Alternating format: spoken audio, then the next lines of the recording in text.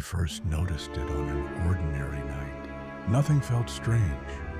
Nothing felt wrong until he looked into the mirror and his reflection blinked 1 second late. At first, he frowned, then shook his head slightly. "Just my imagination," he whispered to himself. But the next morning, it happened again. He stood in front of the mirror, brushing his teeth. He raised his hand slowly. The reflection followed, but not instantly. There was a delay, small, subtle, but enough to make his chest tighten. He stepped closer. The reflection stepped closer too. 1 second later, his breathing slowed.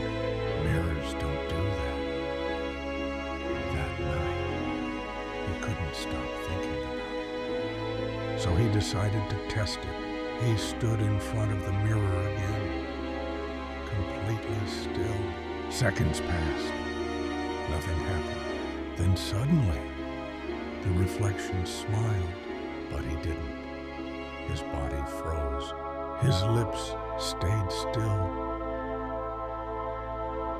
But the version of him inside the mirror was smiling. Slowly, unnaturally, his heart started pounding. He quickly touched his face, checking if he had moved without realizing. But inside the mirror, the smile remained, watching him, studying him. From that moment, everything changed.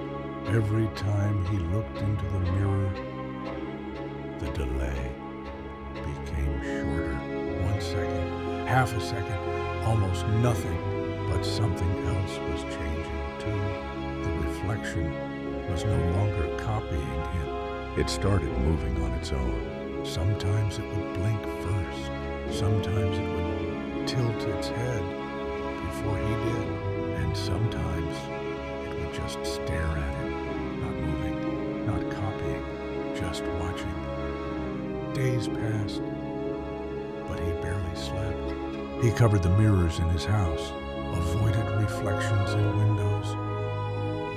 Even water made him uncomfortable, but no matter how hard he tried, he couldn't escape it because deep down, he knew it wasn't the mirror that was wrong. It was what lived inside it.